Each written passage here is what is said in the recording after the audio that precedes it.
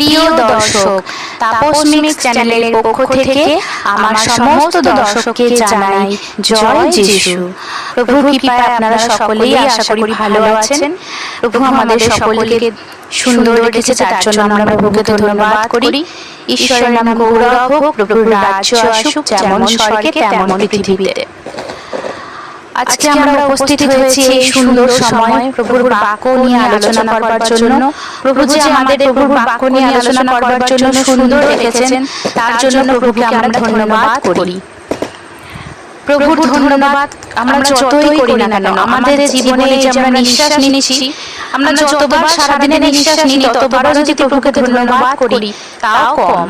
প্রভু যে আমাদের গ্রহণ করেছেন তার সন্তান হিসাবে, তিনি যে আমাদেরকে তার কাছে ডেকেছেন, তার হাত আমাদের মাথার উপরে রেখেছেন, তার জন্য আমরা তাকে ধন্যবাদ করি। আমি মনে করি যে সারা পৃথিবীর সমস্ত মানুষ যদি আমার বিপক্ষে চলে যায় আর আমার প্রভু যিশু মসিহ যদি আমার সাথে থাকে, তাহলে আমার কোনো ভয় নেই। আর আমার কাছে যদি পৃথিবীর সমস্ত সুখ, ঐশ্বর্য, ধন দৌলত সব কিছু থাকে, কিন্তু প্রভুর আশীষ না থাকে, প্রভুর হাত না আমার মাথার উপরে থাকে, তাহলে আমি সব পেয়েও কিছু পেলাম না। কারণ প্রভু যিশু মসিহ তিনি আমার জীবনের সব।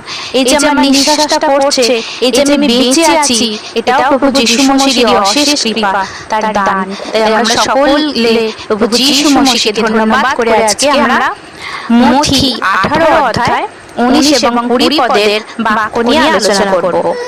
আর মথি 18 অধ্যায় 19 পদ এবং 20 পদে এখানে বলা হয়েছে, আবার আমি তোমাদিগকে সত্য কহিতেছি, পৃথিবীতে তোমাদের দুইজন যাহা কিছু জাগা করিবে, সেই বিষয়ে যদি একত্রিত হয়, তবে আমার স্বর্গস্থ পিতা কর্তৃক তাহাদের জন্য তাহা করা হইবে।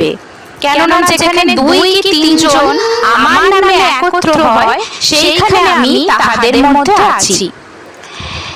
এই যে বচনটা, এটা একটি খুব শক্তিশালী বচন। এই বচনটা আমি আমার নিজের জীবন দিয়ে বুঝেছি। যখন আমার ছেলের খুব শরীর খারাপ হয়েছিল, তখন আমাকে প্যাস্টর জি বলেছিলেন এই বচনটা পড়বে এবং প্রার্থনা করবে। তো তখন আমি এই বচনটা রোজ পড়তাম। আমি এবং আমার স্বামী, আমরা দুজনে এই বচনটা পড়তাম এবং প্রার্থনা করতাম। আর প্রভু ঠিক আমাদের প্রার্থনা শুনেছেন। সমস্ত অসম্ভবকে সম্ভব করে আমার ছেলেকে প্রভু সুন্দর করে তুলেছেন এবং তার কৃপায় আমার ছেলে সুন্দর হয়েছে, শুধুমাত্র প্রভু যিশুর কৃপায়।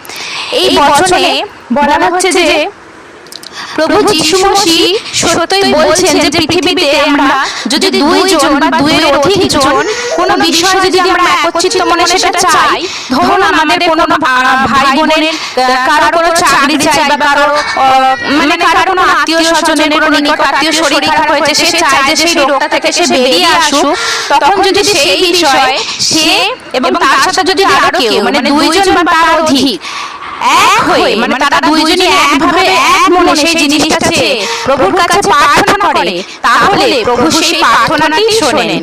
কেননা যেখানে 2 জন কিংবা তার বেশি জন প্রভুর নামে একত্রিত হন, প্রভুর প্রার্থনা করেন, সেখানে প্রভু উপস্থিত থাকেন। তাই বন্ধুরা, আপনাদের যার যা সমস্যা, যার যা অসুবিধা, আপনাদের প্রত্যেকের নিজের নিজের সমস্যা আছে, আপনারা কি করবেন? প্রভুর কাছে প্রার্থনা করবেন।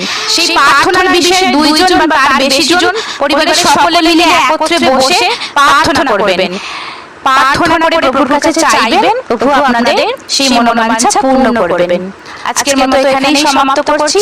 ভালো লাগলে লাইক করবেন, কমেন্টস করবেন এবং আমাদের চ্যানেলটা সাবস্ক্রাইব করে আমাদের পাশে থাকবেন। নমস্কার, জয় যিশু।